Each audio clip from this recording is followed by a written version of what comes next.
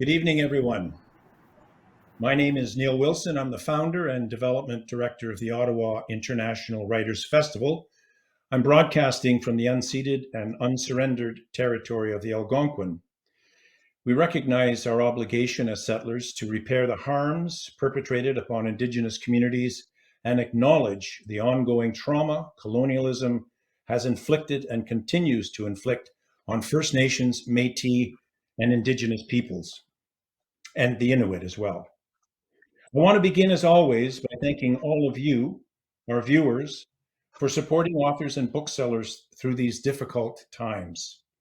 Our official bookseller, Perfect Books on Elgin Street, and I know that wherever you are right now, there's an independent bookseller nearby who would be more than happy to sell you some great reading. The festival is supported by generous individuals like you, so I hope you'll consider making a donation. We can't do it without you. Tonight, we celebrate the publication of one of the most important anthologies in years. Editor, author, and playwright Drew Haden Taylor is going to start off the conversation on this groundbreaking collection with contributors Norma Dunning and Darrel J. MacLeod. Me Tomorrow, Indigenous Views on the Future features First Nations, Métis, and Inuit artists, activists, educators, writers, youth, and elders coming together to envision Indigenous futures in Canada and around the world. Me Tomorrow covers everything from language renewal to sci-fi. It's a powerful and important expression of imagination rooted in social critique, cultural experience, traditional knowledge, activism, and the multifaceted experiences of Indigenous people on Turtle Island. For readers who want to imagine the future and to cultivate a better one, Me Tomorrow is a journey through the visions generously offered by a diverse group of Indigenous thinkers. It's an unraveling of linear time. Indigenous futurism seeks not only to imagine Indigenous life years into the future, but to contest chronological colonial visions of time. A deconstruction, an envisioning, a summoning. Me Tomorrow constellates knowledge and invites discursive becoming, transforming the now as to reveal what has been and what is to come. First tonight, Drew Haden Taylor is an award-winning playwright, novelist, scriptwriter, and journalist. He was born and raised on the Curve Lake First Nation in central Ontario. He has authored nearly 30 books, including The Night Wanderer, a native Gothic novel. He also edited Me Funny, Me Sexy, and Me Artsy, and has been nominated for 2 Governor General's Awards. He lives in Toronto. Friends, let's give a warm virtual welcome to Drew Haden Taylor. Miigwech. Yay. And Anin, to everyone out there, thank you so much for joining us for this. We're here to help celebrate the launch and the release of Me Tomorrow. Now, to give you a little bit of background on both it and myself, as you heard, I'm from Curve Lake, a small reserve in central Ontario, and I am what you might call a contemporary storyteller. When I use the term contemporary storyteller, I mean that in today's world, there's so many interesting ways of telling stories. It used to be we came from an oral background, not just Indigenous cultures, almost all cultures came from an oral background. And as society and technology progressed, we graduated into print, to theater, radio, television, movies. And in today's world, even video games have deep and intricate narratives involved in them.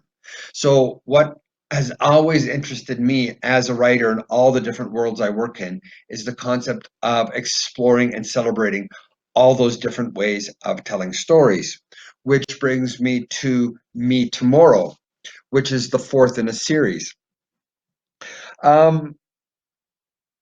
basically, the Me series is an exploration of specific aspects of Indigenous culture. One of my pathways through Indigenous storytelling and writing is the celebration of Indigenous humor.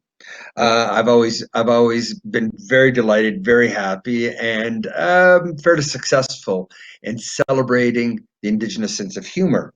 And it got to the point when I was writing comedies, I was doing articles, essays, etc., utilizing what I hoped was the Indigenous sense of humor I'd been born with and that my family had bestowed upon me.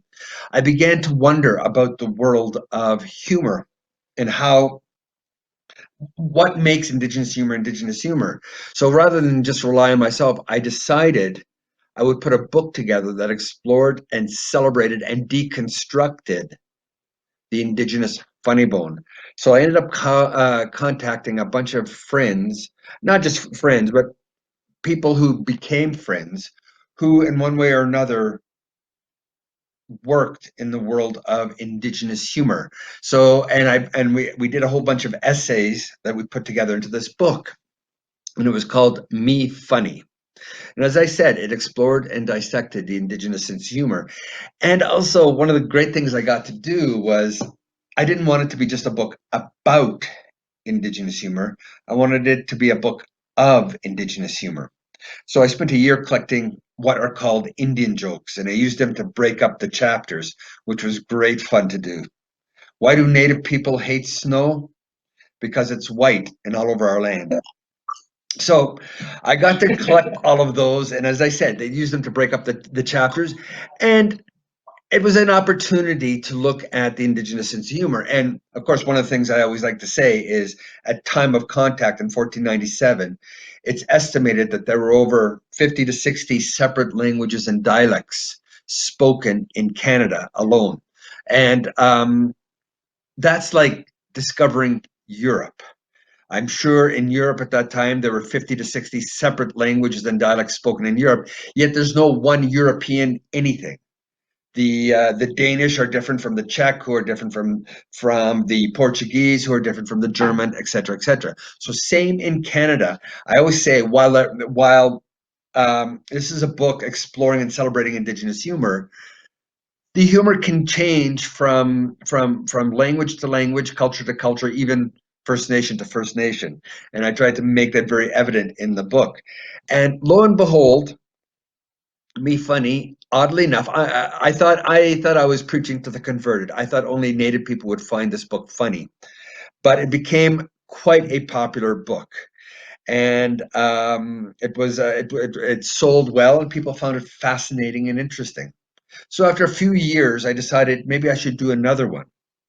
And as I said, these books I like to think these books explore certain aspects of the Indigenous culture that the dominant culture is either not very familiar with or have a complete misunderstanding of that issue. So the second one I did was on Indigenous sexuality. Because if you look at the dominant culture, media and stuff, all you ever hear about negative aspects of sexuality, right? High rates of STDs, rape, all these horrible aspects in our communities. And yet we have the highest birth rate of any culture in Canada. So there had to be something fun about it. So I contacted a whole bunch of people I knew, again, from all across the country, and I asked them to write me an essay about their perspective on Indigenous sexuality. So there were essays in this book that you wouldn't expect. Thompson Highway, sorry, wrote me an essay on why he thinks Cree is the sexiest language ever created.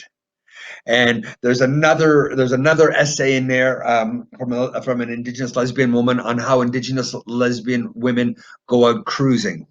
And there's just all sorts of wonderful, wonderful stories in it from the community. And what I found so interesting and so fascinating about that book, that the premise had sort of, as I said, I was worried because there was a potential darkness that could be over it.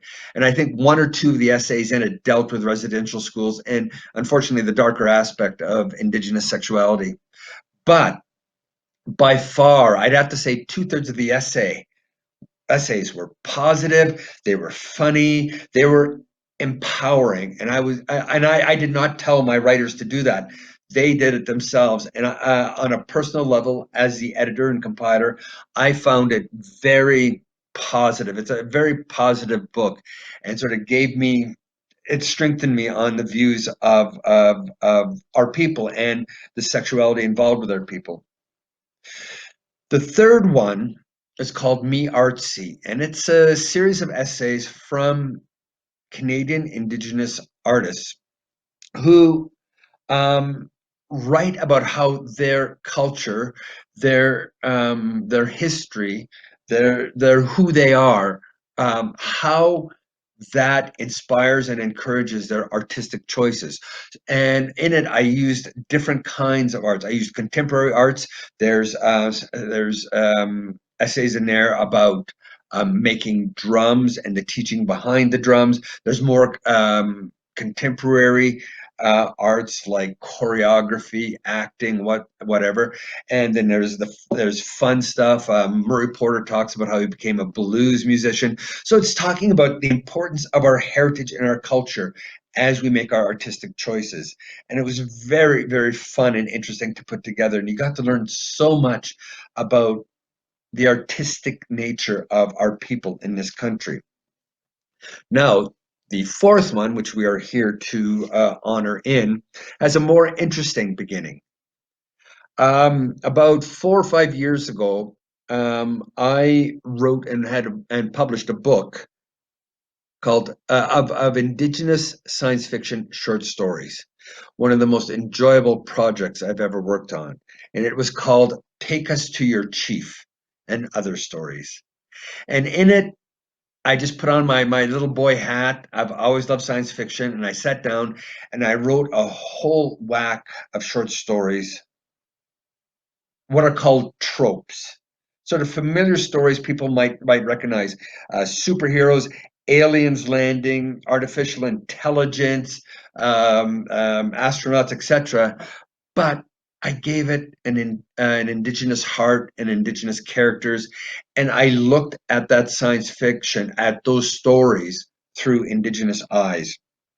And it was one of the most enjoyable projects I ever worked on. I think I said that. But what was really, really interesting was it was at the forefront of this explosion of genre fiction in the Indigenous community, the celebration of science fiction. Within the last couple of years, we've had Wabagijik Rice's Moon of the Crusted Snow, which is sort of an apocalyptic story about the communication and electrical net going down. You've got Sherry Demerlane and her book on the Marrow Thieves. There was a Pueblo woman from the States, Rebecca Roanhorse, who wrote a book called Reign of Lightning that was so successful, so popular. She got a phone call from Star Wars, the company that owns Star Wars, asking her to write a Star Wars novel, having nothing to do with indigeneity. Just they liked her writing so much, they wanted her to write a novel for them, and she did. And there's just the explosion of Indigenous science fiction in the First Nations community just suddenly came out of nowhere. It was absolutely fabulous. And I think it was um, Barnaby, a Mi'kmaq director who did a Indigenous zombie movie just a few years ago. So again, this was sort of a growing swell within the Indigenous community. And I thought, well, one of the things I always found interesting as both an Indigenous person and an Indigenous author and an Indigenous observer is the fact that we as Indigenous people, we tend to turn our view, our perception backwards towards history. All the things we lost, all the things we're trying to get back, what we're trying to reclaim, what we're trying to bring to the present that we lost in the past. And I thought, wouldn't it be cool if we could turn that lens 180 degrees around and look to the future. We're doing so much to preserve. Let's look down that road and see what hopefully the final result of all this will be. So I sat down, I did my wish list of people who both I wanted to be a part of this book and who I thought might have a unique and special perspective on the future. And I gave them carte blanche to write about what they wanted. And the book is a who's who of people. We have who's at the Autumn Pelche, the Anishinaabe water walk, the teenage water walker who writes a story about what she thinks the world will be like when she's a grandmother. So putting this book together, working with these people and talking about our future, because for the longest time we were known as the vanishing Indian, the disappearing Indian, the dying Indians. And in 2021, we're still here. We're not dying. We're not disappearing. We're getting stronger. And I thought it'll be a wonderful, wonderful delight personally. And I hoped for all the other people who are in this book to say to them, where do you think we will be? Or perhaps more importantly, where do you think we should be in 10, 20, 40, 60 years from now? And that is basically the basis and the origin of this book. And as I said, it's the fourth in a series. I don't know if there's going to be one after this. I don't know if there's much more to say once you've talked about and embraced the future, but I'll worry about that in the future. So I'm going to pass this on to Darrel J. MacLeod, one of the wonderful contributors to this book, and let him talk a bit. And I'm curious to get his impression. I've really had a chance to sit down and chat with these two people about this book and about their contribution. So I'm really looking forward to this. But I'm curious for the both of you. I was asking you to write about where you think we'll be or where you think we should be. So Darrel, I'm going to leave it with you to pick it up and tell us your journey in writing your essay. Well, thanks, Drew, so much, and good to see you, Norma. Good to meet you virtually. Darrel Isiega so waya utsinia, amisquachi was kaigan utsinia. Doris Bertha Negawi Sunny Clifford Notawi. So I just did my traditional intro the way we do it in our language. So for those of you who haven't met me or heard about me before, I'm a newcomer to the writing world, relative newcomer. I've been a full-time writer now for only 6 years. And before that, I did a whole bunch of other things, including, well, a wide range of things. I thought my whole career was going to be in education. And I guess in a way it still is and has stayed in education, because when you're an author, that's a big part of what you do. But in addition to being an author right now, I'm a jazz singer. I'm talking to you from Puerto Vallarta, Mexico, where I've had jazz shows in the past, and I'll be doing some jazz here again this year. So if you hear a chorus of dogs, it's not because I'm on the reserve where I came from or where my family's from. It's because I'm in Mexico, and they love dogs here just as my people do. Before I get started, Drew, I was going to just, one part of my resume that doesn't come out that people don't talk a lot about is I'm also a certified stand-up comedian. And I'm sometimes a bit of a bullshitter, but this case, it's part of the Cree cultural storytelling. I think there's a little bit in the Anishinaabe tradition too. But in that vein, I'm also the founding president of the BC College of Comedians. So, if you ever do a second edition of Me Funny, it would be really fun to be included in that. And I'm glad you included a Cree person in the Me Sexy, because it just would have been complete without that. But so I'm glad you invited Thompson Highway for that. And I wasn't sure why I was invited to contribute to this book, but I was really thrilled about it. I mean, I thought about it for a few days, and I thought, what an opportunity. And I'm not speaking, I didn't feel obliged to speak on behalf of my people, my community, my tribe, my friends. I don't have any political affiliations. I don't owe anything to anybody. So I was able to just sort of freewheel it, and what a great opportunity. Although there is responsibility in doing that, right? I mean, I felt a great responsibility to, particularly to our youth who hopefully read and comment on our books, to see on this book and our contributions, to let us know what they think about it and where they think the future is going, because they are our future, right? So I structured my essay. I wasn't sure what I was going to do exactly, but I was really inspired. I've been inspired by a number of Indigenous philosophers, and one of them, the primary one, I guess, for me was Vin Deloria Jr.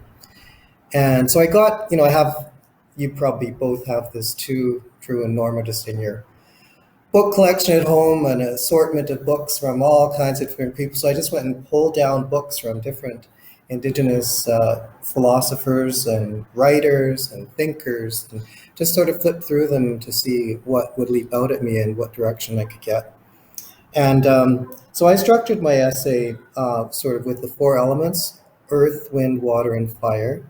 And in each one of those categories, I looked at, kind of used the medicine wheel, which is a very Cree and I think Anishinaabe thing to do, to look at the spiritual, emotional, intellectual, and physical realms for each of those elements.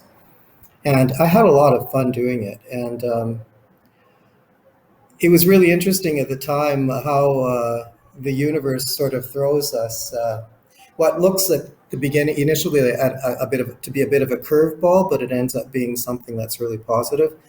So I was living in a house here in Mexico at the time I was writing this essay, and I thought it was a fantastic place, and I was thrilled to be there. But the landlords didn't tell me they were going to be doing construction in the suite above me and then the suite above that, and so it was just amazing racket all day. So I thought, what the heck am I going to do?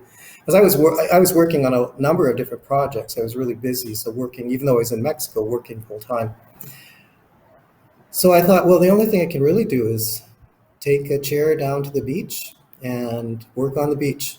Made sure my laptop was fully charged, and I wrote my essay on the beach, listening to the waves and with the wind coming through and the bright sun, the fire on me. It was incredibly inspiring to write. And I took some bold moves. I make some really bold predictions in the book. I make some really strong statements that I felt courageous enough to make and inspired to make. And it's interesting, one of the statements that I made that seemed to be coming out of left field was, I've lived around water all of my life. I've been fascinated by water, drawn by water, and I have to be by water to be who I am. And I've lamented the fact that when I was a principal in northern BC, virtually none of the kids in the community knew how to swim, none of the adults knew how to swim. Where I am now, it's very similar with, by the way, I should have acknowledged that I usually live and work in the territory of Suq First Nation on the west coast of Vancouver Island. They've been great hosts and very hospitable. But even on the west coast, a lot of Indigenous kids aren't getting swimming lessons. And I really lamented that fact, because I'm sure traditionally, I know we were swimmers. We had to have been swimmers. And so one of the out of left field predictions that I make is that we're going to take it back, along with so many other things that we've lost. We're going to take back swimming. And lo and behold, in the Toronto Star today is an article about an Indigenous coach, I should have written her name down, who just won an award as Coach of the Year for coaching swimming with Indigenous youth. And so she's got this program happening all over the place where she's taking up teaching swimming to Indigenous youth. And she said she's astonished at how the kids are just picking it up and becoming strong swimmers off the mark. But that's just one really small aspect of what I included in my essay, one of the bold predictions that just seemed to come to me from out of nowhere. So I'm just going to read a little bit, Drew, and Norma, if you don't mind, from the beginning of my essay. And I entitled my essay, Me Tomorrow, Paint It Red, inspired by Vin Deloria Jr.'s book, God is Red. So I open with a citation from his book. The future of humankind lies waiting for those who will come to understand their lives and take up responsibility to all living things. Who will listen to the trees, the animals and birds, the voices of the places of the land? As the long-forgotten peoples of respective continents rise and begin to reclaim their ancient heritage, they will discover the meaning of the land of their ancestors.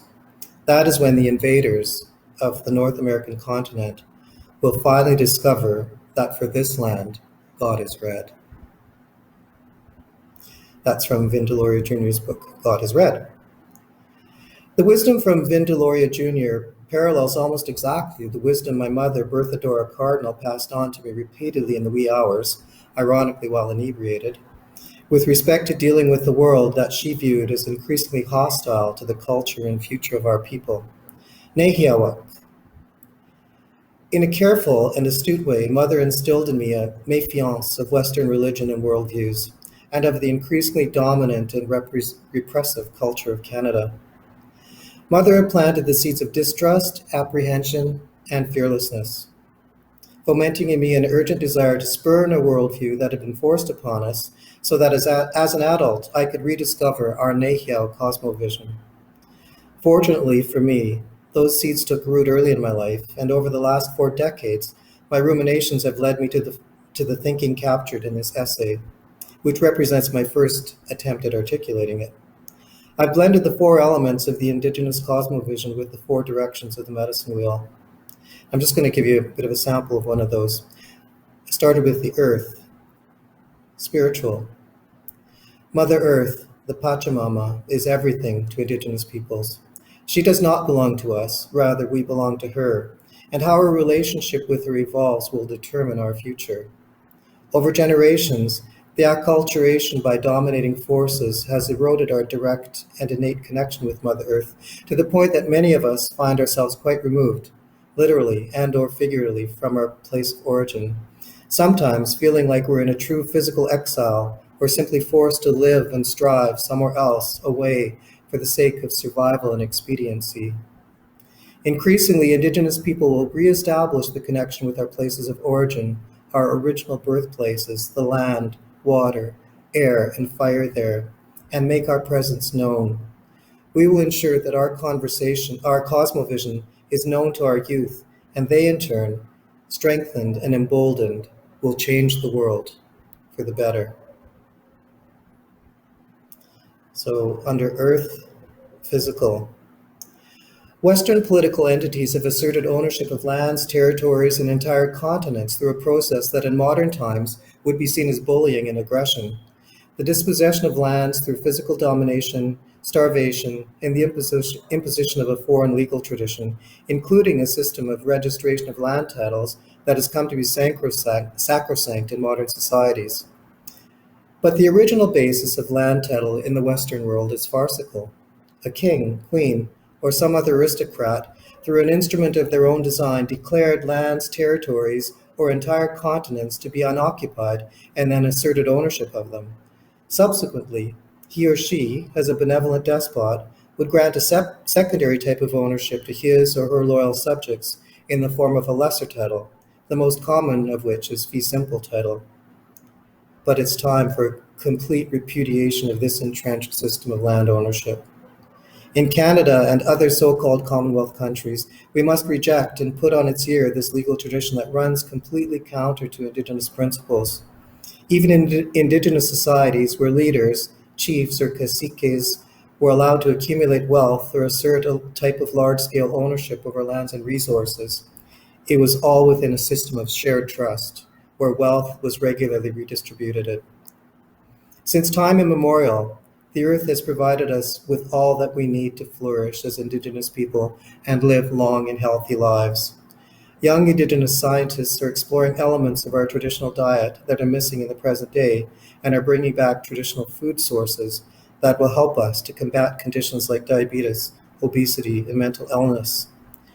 Not only do we need to avoid foods with a high glycemic index, for example, but we need to incorporate healing foods like wild berries, where I'm from, cranberries, and in Suk, where I'm from now, salal.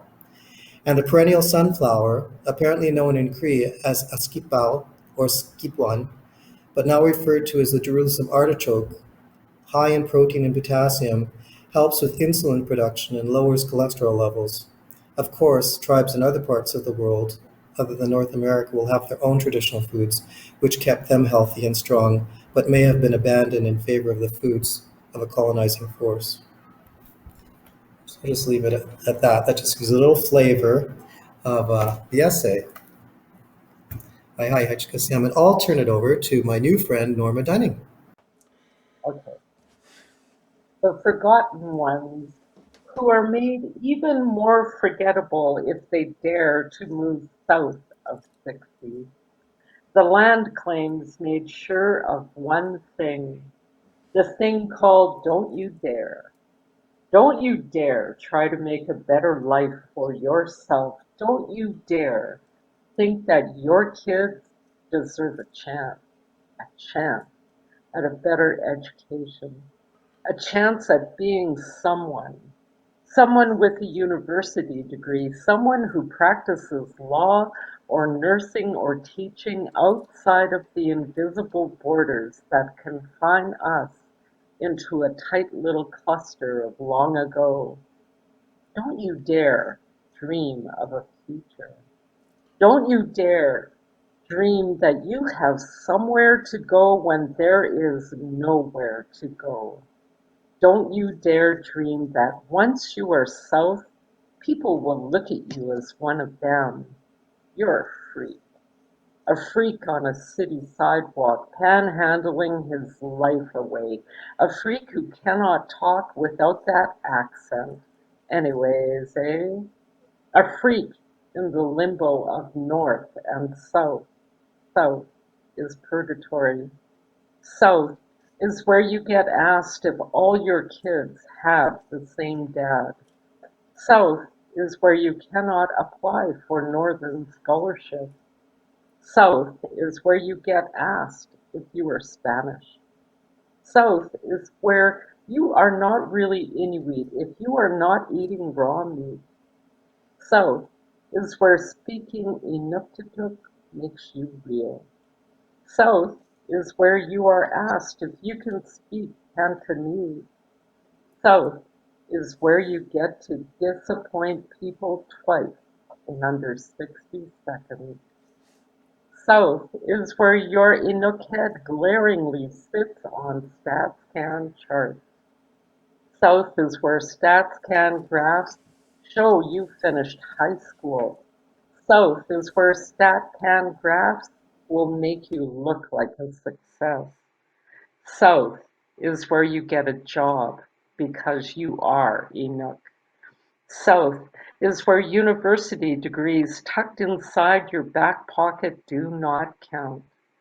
South is where you get hired because a boss has to fill her Indigenous quota. South is where you get used for your community contacts. South is where white people harvest your inherent knowledge. South is where exploitation of who and what you are happens. South is where the Northern Inuit look down their small noses at you. South is where you are neither home nor away. South is where you become a non-Nunanujat Inuk, a new title, a new you, a new anyone else. If we could live in a world without borders, we would not be different from one another. What if, in the future, we were not points on a compass? What if the North Pole demagnetized, allowing Inuit to detox their thoughts deliberately, deciding to devote themselves to one another? What if Inuit stopped letting invisible lines divide us, lines that we cannot see or touch or smell? What if future we Inuit fell into each other? What if future we Inuit were people without gravity, nosediving into love with one another, twisting and twirling and twitching, flooding ourselves in the rapture of angelic care toward one another. What if Inuit Nunanajat, our homeland, was here and everywhere? And future we Inuit recognized each other as the family of the people, no matter where we stand. We are not the remnants of long ago. We are here, we are now, we are the shadows of each other wrapped in the cocoon of Creator's hand, a cocoon spun with the fondness of our future selves. Future we Inuit have food to make their bellies burst. Future we Inuit have homes with bedrooms for everyone. Future we Inuit have diplomas and degrees dangling from their walls. Future we Inuit do not court difference. Future we Inuit is today, not tomorrow. Future we Inuit is the us we are supposed to be. Let us Inuit hold hands. Let us Inuit skip together into future we Inuit. Thank you. So that's a very long one. Neither of you guys fell asleep. Well done. And and so I wanted to. It's always very, very important to end writing with hope and with possibility. And we have these kind of amongst ourselves as Inuit, we have this sort of distinction about, well, you don't live up here, like you don't live it. But guess what? You don't live down here. You don't live it. And so I want that to stop. And so my future dream was Inuit coming together, as the family of the people. And to me, that is the hope that I have for all Inuit Canadians. So I thank you, Drew, for giving me this opportunity to write down a wish. No problem. It was a delight to work with you on this. Though I have to ask, yours is the only poem in the book, and I'm curious why did you write your contribution as a poem? Because you're an academic, a doctor of some sort, if I remember correctly. I try to think of that too. I think I am a doctor of some sort, and I try to figure it out. But for me, it was like poetry is always my first go-to, like all the time, and so it was taking a break away from what I think of as very linear kind of writing. When we write in academics, often it's very linear, and we have to be able to support our argument or our idea or our concept. And so for me, poetry is always the very first go-to.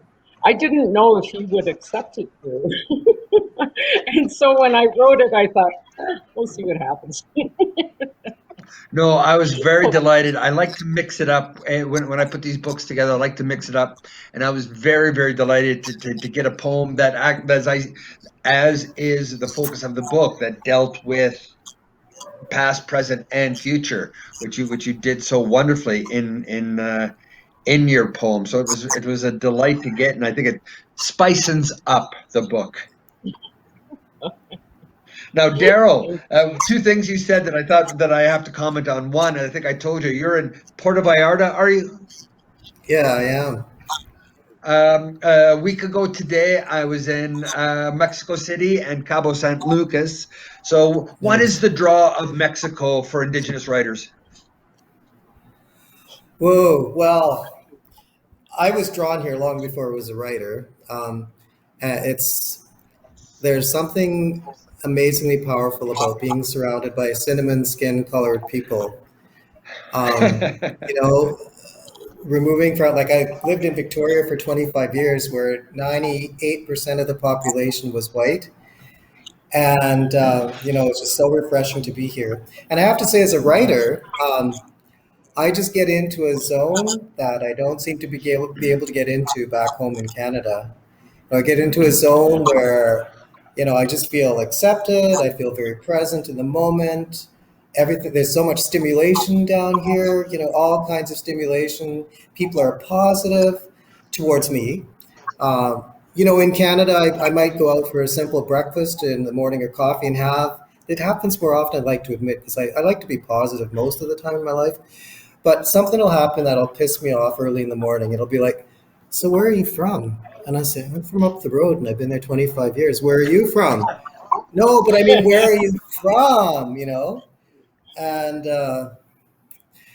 where is here Oddly people, enough, I instead of don't get that. people here, just look at me with curiosity, interest, and maybe even love, you know? So Yeah. that puts me into a different zone altogether. And I just love that space. And I'm able to be creative because I think less of my bits and bytes of my mind are taken up just kind of defending myself and trying to stay positive. And the other thing you said that I have to out myself with is I also do not swim. Okay, there So you go. you must give me It's that not woman's too phone late. number. It's not too, yeah, it's not too late. She was in the news, Toronto Star yesterday. I'll post it on I my will check page. it out. Okay, now my question for the both of you: have you had a chance to have you received the book yet? I've got an e-version of it, an electronic version of it. Have you Oh, read the sweet. book yet? I've read I've some. skimmed it. I I've haven't read read all of it. I'm just curious to get some of your comments on some of the other essays because I tried to mix and match it, just sort of like have different people talk about anything because I've got people that are talking about education, politics, business, the environment, language. I was like picking things that we're talking about today, and I'm sure we'll be talking about in 40, 50 years. And that's what I asked these people. I'm just curious. You're both well educated, experienced people, and I'm just curious if you have any immediate reactions to some of the stuff that's been discussed within the book? Or am I putting you uh, unfairly on the spot? I really appreciated Lee Marakel closing the book and how she envisioned, you know, this beautiful world where everyone spoke her language and came to ceremony and danced and I just thought, what a beautiful, like a beautiful ending. Like it was just gorgeous, and so I was very pleased to have her close the book. I thought it was, you know, a beautiful ending of hope and possibility and positiveness, and I thought it was gorgeous. I really enjoyed her. Excellent, excellent. Darrel? Well, just the array of authors that you put together, the array of writers. You know, there's some of my heroes, and they're likely like Romeo Saganash for different reasons. Not as an author. I haven't known him as an author, but I worked alongside him at the UN DRIP negotiations in Geneva and New York, and saw what an amazing guy he is, and also watched him work in Parliament. So I was thrilled to see him in there. But just with the range of authors that you have, I know I literally just got my e-version of the book 2 days ago. The hard copy is probably at home. It probably came in the mail after I left for Mexico. But I know that I'll be able to promote it confidently up the yin yang, and I'll be buying copies or getting copies from Douglas and McIntyre to distribute to my friends and family because I know it's going to go over well. It's going to be an amazing book. It is an amazing book. So congratulations on the array of people you're able to put together. Well, I keep telling people it's Christmas, you know, buy a dozen. Yeah, exactly. Yeah. Now, my other Well, question for you my other question for you is it's been almost a year, I think, since I contacted you. I think it was either side of New Year's, somewhere in there. I contacted you, and there's been the government has been talking about various things. There's been the big climate change conference in Glasgow, and I'm just wondering if anything has happened in the last year that has sort of touched upon what you guys wrote about, and you're sort of going, man, I wish I had put that in my essay. Well, there's another. I gave you the swimming example. That's just one small example, but there's another one of all the forest fires in BC, and a number of chiefs came forward and said that they had offered the BC government, the Ministry of Forests and Environment, advice on controlled burning. And the BC, and I write about that controlled burning and that Indigenous knowledge in regards to land management, environmental management will make a comeback. And I was just thrilled. And I mentioned that specifically, controlled burning, because that's a Cree thing too. But the chiefs in BC came out and said, we know how to do this. Like, it isn't working the way Western society is managing the forest. Listen to us now. And so finally, there's going to be, some kind of interaction with those ministries and the traditional knowledge holders about controlled burning and fires. So that's just another small example. Cool. Something I'm glad Norma? I did. For me, maybe this sounds, well, I like this. I like that Mary Simon was brought in as Governor Yes, General. Goodness, absolutely. at long last, a well-educated, wonderful, beautiful woman, Indigenous woman, was placed into an esteemed office. And I've always been like a Mary Simon fan, and Yeah, me too. I did talk to her a couple of times, like at conferences. But for me, I was just so pleased. And I watched her, her inauguration, and I just sit on my couch and cry by myself because I'm just so happy. I'm just so thrilled for it. And so when I Yeah. see her, oh, sorry. No, continue. When I see her, I just think of the inspiration she gives Inuit young girls, young women, and the possibilities that she brings to all of us. So, like that, for me, was one of the highlights of the last Mhm. year.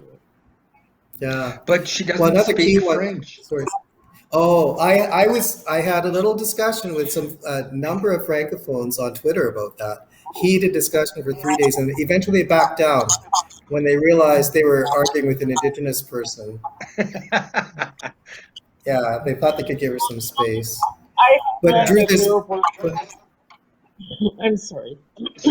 Go ahead, I had Norma. read there were like 400 complaints that went into the GG office when she was announced. And they were saying she's too old and she can't speak French.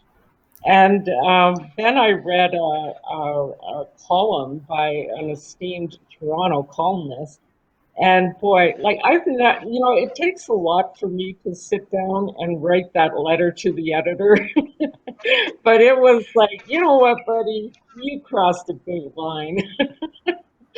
And I just tore into him about, why does it have to be something that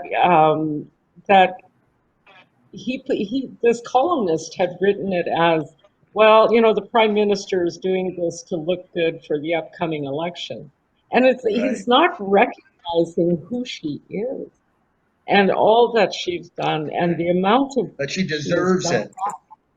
Oh, definitely, so Yeah. deserving. no question. And No question. I think, but they go after, well, she's too old and she can't speak French. And what I'm reading is, well, she's an Aboriginal woman. What are you doing? And so for me, when her day came along to get her, getting inaugurated in, I was just thrilled. I was so pleased.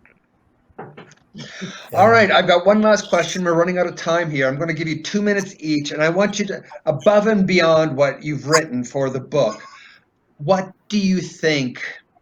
And I don't want to use the term the number one, but chief, a very important issue that we as Indigenous people need to deal with now, and keeping our eyes to the future. What needs to be dealt with today that so we won't have to deal with it in the future. That's kind of vague, but I think you know where I'm going. Let's start with Norma this time. I think what we have to deal with every day is hope. And we have to give hope to our next generation and every generation after that. We live in this world with a lot of negativity, and we as Indigenous people live with it horribly huge, terrible statistics. But we have to change that. And that's what I think we have to really make an effort at putting out there. And because it's not about us. Like, who cares about us? We're already here, we've done our bit, and we'll keep doing our stuff. But it's about our grandchildren and the great grandchildren and the great great great great grandchildren. We have to carve them out a path of hope. And to me, that is Yeah. our most important thing to do. One of the interesting things that came out in this book that again I did not put in or encourage or suggest is how many essays refer to the seventh generation. It's Wow. become Yeah. pretty ubiquitous in our communities, and everybody used that as a template for what they were writing. Anyway, sorry, Darrel, what do you think needs to be dealt with today? Well, Norma's poem really inspired me, and so there's something really fresh in my mind, but it really struck a chord with me. It's unity amongst ourselves. Imagine, I mean, I'm talking about my own people, the Cree people. What a powerful nation we could have if there was unity amongst all the Cree tribes across the country. What a powerful movement that would be, that everybody, the government would have to reckon with. It would just be phenomenal. So if we can get past, one of the things that worked for the colonial forces was dividing and conquering, right? And they were very good at it. And they wouldn't have been able to do what they did in settling North America without that division and conquering. So I think unity and mutual support at the political level, but also at the individual level, if we can help and support each other right at the person-to-person level. And I've said in another context that the poor are always forgotten, and it's true in our communities too. I've heard some really accomplished young artists, very beautiful people who have done amazing things, say, they're tired of hearing about poverty in our communities. And my answer was, well, we should only stop talking about it when it doesn't exist anymore. So unity, mutual support, and caring amongst our own people. Unity and hope. Yeah. I can't think of a better way to end this. Any last chance for final words before before Darrel hits the beach? Yeah. No, And Well, just Norma, what are you going to hit?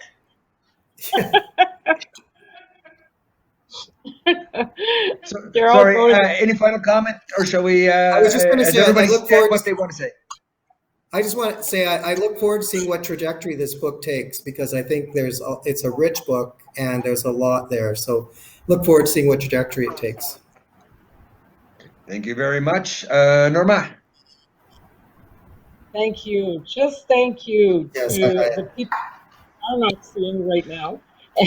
And thank you to you, Drew, for giving us all this beautiful chance. And it's a wonderful book. And I hope it just inspires generations. Thank you. Well, as we say on my reserve, grazie. Prego. I live in the Hi. Little Italy part of my reserve. All right, thank you. I have been talking with Darrel J. MacLeod and Norma Dunning, who are contributors to Me Tomorrow, a book about Indigenous futurism. So please go out and get it. As I said earlier, Christmas is coming, and there's a little something for everyone in it. My essay looks at science fiction and the portrayal of Indigenous people in that science fiction, and that was so much fun to write. I got to crawl back into my own little kid skin and remember all those Star Trek and movies I used to watch. So thank you all, Miigwech, for coming. And I'm sure I'll see you guys on the book trail somewhere, someplace, somehow. Awesome. Look forward to it. Miigwech. Hi, hi. Nothing.